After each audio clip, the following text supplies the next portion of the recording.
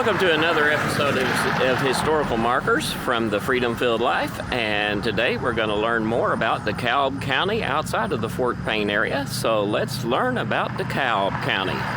Here we are in DeKalb County for the Collinsville Historic District. Listed in the National Register of Historic Places in February 2006, the district includes 117 commercial and residential properties dating from around 1875 to 1950.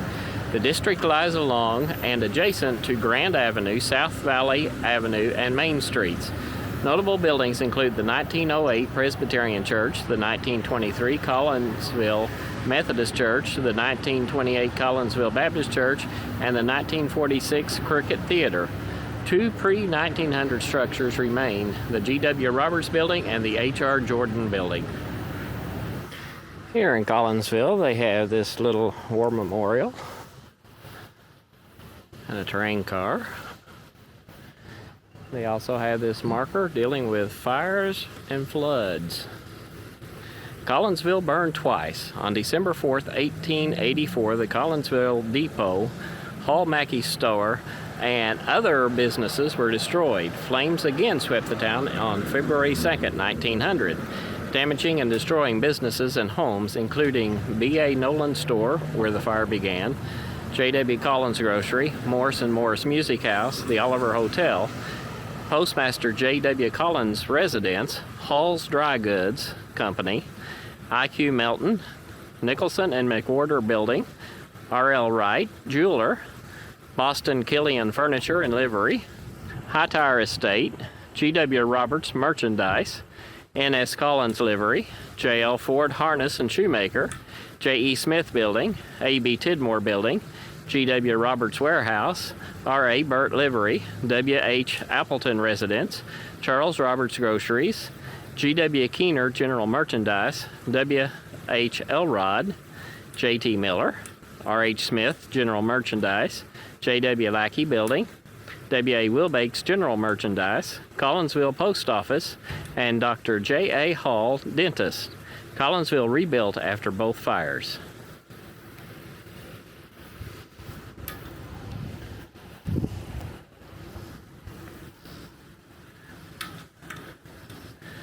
Location was a major factor in the mid-19th century growth of Collinsville. The Plush Valley, once home of the Cherokee, was situated on a well-established trade route from Rome to Gunter's Landing and from Tuscaloosa to Ross's Landing. The town suffered as it was inundated annually with floodwaters from heavy rains that rushed down Lookout Mountain, causing Little Wills Creek to overflow onto Main Street and into businesses and houses, as well as Collinsville School. Floodwaters frequently peaked at 30 inches, causing considerable loss to those in the creek area. This dire situation continued until 1939, when the U.S. Congress-approved flood control project was completed. The town of Collinsville was incorporated May 5, 1887. James C. Tyner was elected as the first mayor, and James Coker, Thurland M. Fearing, T.J. Mackey, B.H. Nicholson, and Bonner Hurd as aldermen.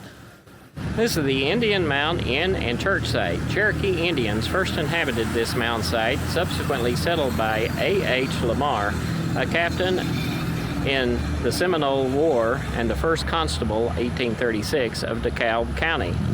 Lamar and his Cherokee wife operated a trading post and stage stop on site, selling the property to Alfred Collins around 1842. Collins, for whom Collinsville was named, built his home and operated an inn on the stagecoach line here between Rome and Guntersville. Daughter Sally and her husband, G.W. Roberts, became owners in 1886. Collinsville Baptist Church purchased the property in 1924, erecting the building on site 2 years later. And behind us here is the church.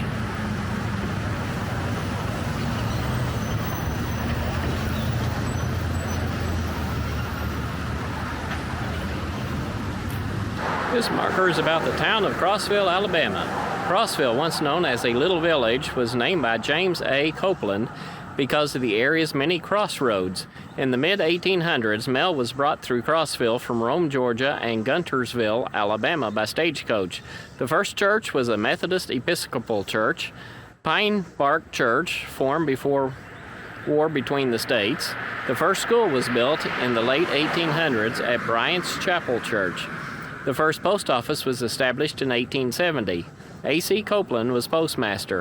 In 1888, G.W. Justice established the first business. In 1901, W.B. Jones installed machinery for cotton mills, and the first car came through Crossville. A government distillery was once in operation here.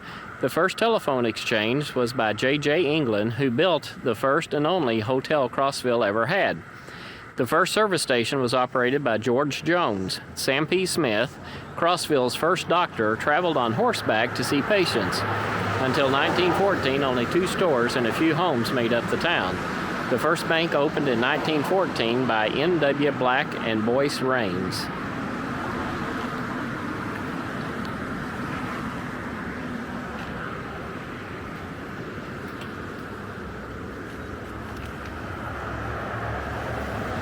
In 1919, Charlie Crump, J.K. Dobbs, B.F. Kirby, A.C. Copeland, Walter Roden, G.W. Justice, J.M. Carnes, and J.D. Gaines worked to incorporate the town.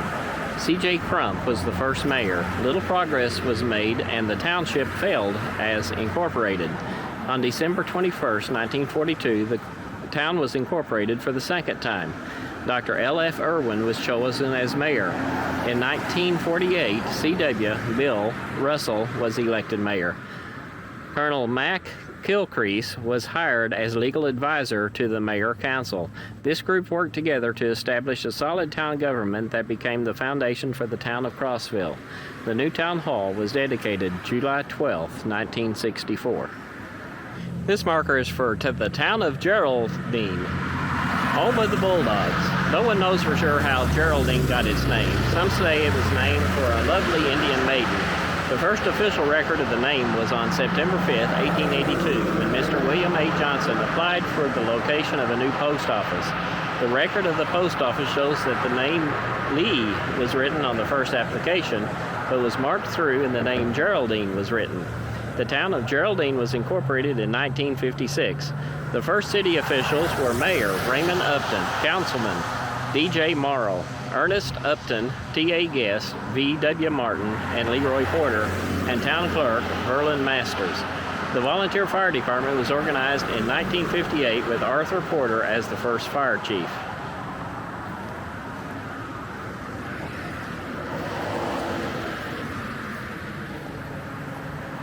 The first Geraldine School was established in 1911. It was accredited for the 1920-21 school year. The high school band was organized in 1958. Geraldine School was accredited with the Association of High Schools and Colleges in 1961. Athletics have been important from the early 1920s to the present. The girls' basketball team was state champion in 1929. The boys' basketball team was state champion in 1931, 32, and 33. The girls' softball team was state champion in 1999 and 2000. The girls' volleyball team was state champion in 2001. Here in DeKalb County, in front of the Chestnut Grove Baptist Church, we have the road to Chickamauga. On August 29, 1863, the Union Army, XX Army Corps under Major General Alexander M. McCook, and the Army of the Cumberland's Cavalry under Major General David S. Stanley broke camp at Stevenson, Alabama, and crossed the Tennessee River at Caperton's Ferry. This force of 20,000 troops was one of 3 columns dispatched by Union Major General William S. Rosecrans to compel a Confederate retreat from Chattanooga, Tennessee, the transportation hub of this region. McCook's men ascended Sand Mountain and marched east on Caperton's Ferry Road past Chestnut Grove Baptist Church, established in 1861, to campsites along Town Creek. On September 4th, this column reached the plantation of Winston O. Winston at Valley Head. 4 days later, McCook sent his men over Lookout Mountain at Winston's Gap into Broomtown Valley. From that point, his column could not intercept General Braxton Bragg's Confederate Army of Tennessee as it withdrew from Chattanooga. The armies led by Rosecrans and Bragg eventually clashed on Chickamauga Creek about 30 miles east of this site. The Union suffered its most significant defeat in the Western theater of the Civil War in the Battle of Chickamauga, September 19th and 20th of 1863. We're in DeKalb County in Alabama, and this is the Sally A. Howard Memorial Chapel, built in 1937. The chapel was built by Colonel Milford W. Howard in memory of his first wife, Sally A. Langford Howard, and by the Mountain people.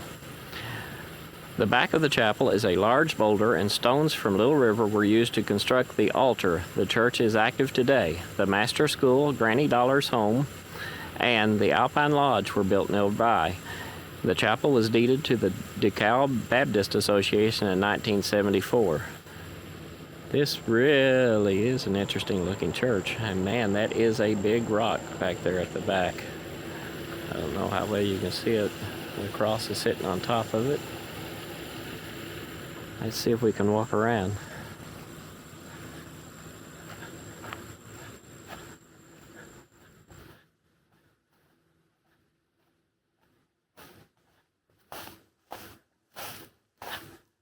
Wow, look at that rock.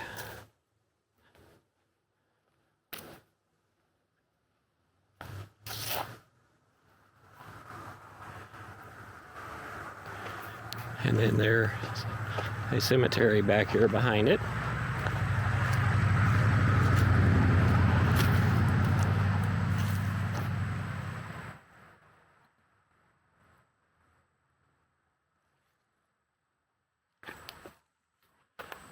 Another look at this rock in the back from the other side. And the church is just built right up against this rock. There's some stairs leading up to a back door.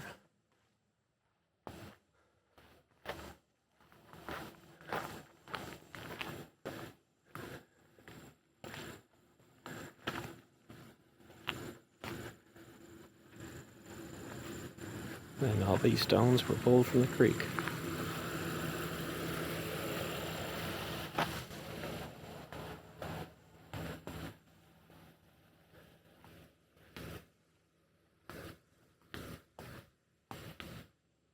And then there's another outbuilding out here.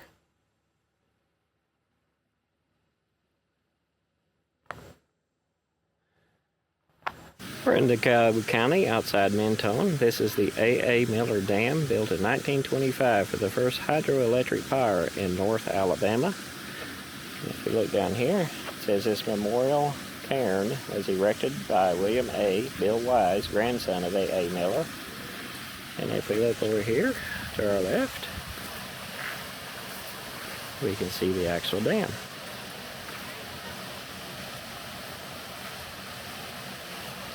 We're here in Mentone, Illinois, in Edward Mason Park, and we're going to learn about the town of Mentone. The town of Mentone. The first Lookout Mountain settlers arrived shortly after the Cherokee Indian removal of 1838 to 1839. These pioneers had been too late for homesteading the good farmland in northwest Georgia.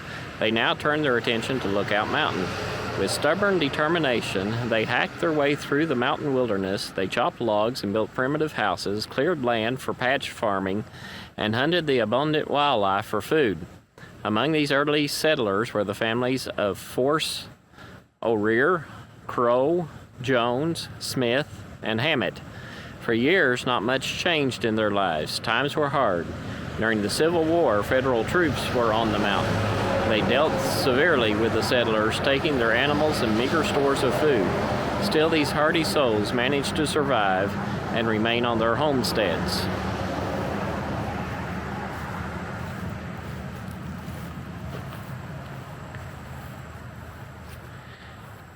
In the post-Civil War era, more affluent settlers arrived. Among these were the Mason family from Bellefontaine, Iowa. They were great community workers and generous with their resources. John Mason and his son Edward were the founders of Mentone. John was instrumental in the opening of the Vernon Gap and the new road from Valley Head to Menlo, Georgia, in 1882.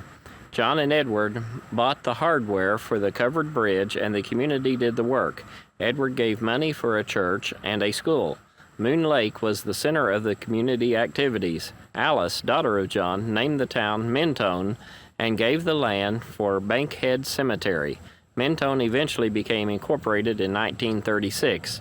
Those opposed to incorporation feared the imposition of higher taxes and losing their independence. The threat of becoming part of nearby towns convinced a majority to support incorporation. Despite great progress in Mentone since its founding, the advice of John Mason still has a ring of truth. Don't come here expecting to make a fortune, but if your fortune is made, Mentone offers the good life.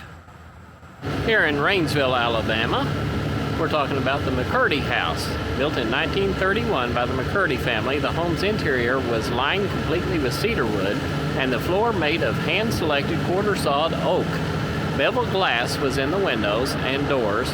Home to a delicatessen in the 1980s, plans were being made to renovate the structure as a landmark museum for the city of Rainsville when it was destroyed by fire in 1990.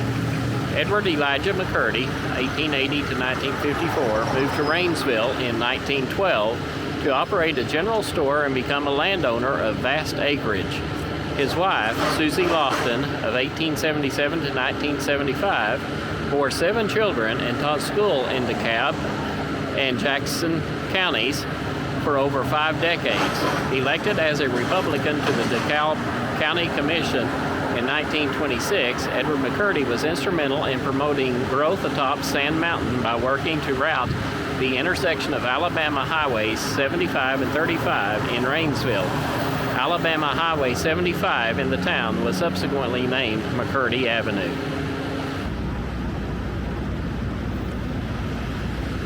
Here's a POW MIA display here at the I-59 rest area. It says, "Bless our veterans." We are here because they were there.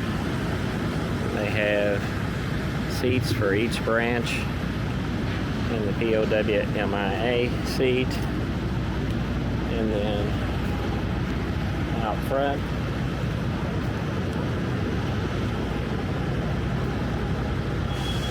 we have the Alabama. We dare defend our rights. We're off the rest area from I-59 in DeKalb County, Alabama, and this is the DeSoto Trail. This is Hernando DeSoto in Alabama. He brought a 17-man army to Alabama in the fall of 1540. This was the first major European expedition to the interior of the southeastern United States. It had landed in Tampa Bay, Florida in the spring of 1539 and 47 years after Columbus discovered America. They traveled through parts of Florida, Georgia, North and South Carolina, Tennessee, Alabama, Mississippi, Arkansas, Louisiana, and Texas before abandoning their goal of finding riches and leaving for Mexico in 1543. So the highway route of the DeSoto Trail is intended to follow the actual trail as closely as major highways permit. These highways are US 278 from the Georgia line to Piedmont, Alabama, then Alabama 21 to Winterboro, Alabama 76 to Childersburg, and US 231 to Montgomery, then US 80 to Uniontown, then Alabama 61 to Greensboro.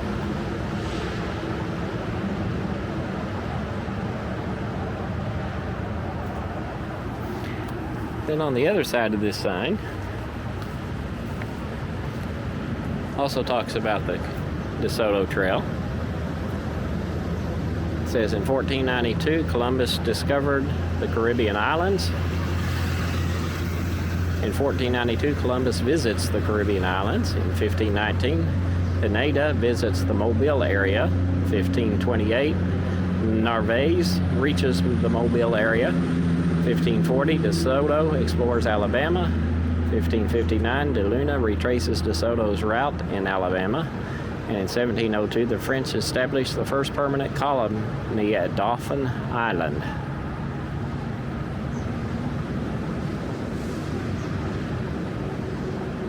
This marker is on the I-59 rest area, and it's for Willstown, a Cherokee town founded in 1770, situated on the Big Wills Creek, named for the half-breed chief, Red-Headed Will. A place of importance in the Cherokee territory, it was the home of Sequoyah, inventor of the Cherokee alphabet, John Ross, the last chief of the Cherokees, and Catherine Brown, one of the first converts to Christianity among the Cherokees. Before and during the Revolution, Colonel Alexander Campbell, the famous British agent, lived here. Willstown Mission was established in 1823. In 1837, Fort Payne was built as a fort for detaining the Cherokees. Here in Valley Head, Alabama, in DeKalb County, is the former site of Battelle, thriving iron ore and coal mining community of early 1900s, established by Colonel John Gordon Battelle, 5 miles north of Valley Head. Here in Valley Head, Alabama, in DeKalb County, is the site of Cherokee Council Tree. Here stood the giant black Spanish oak under which traditionally Sequoyah taught his newly invented alphabet. The tree was felled by a storm in 1984. Well, I hope you liked this episode on the markers in DeKalb County. Like, subscribe, and we'll see you in the future episode of the Freedom Filled Life and Historical Markers.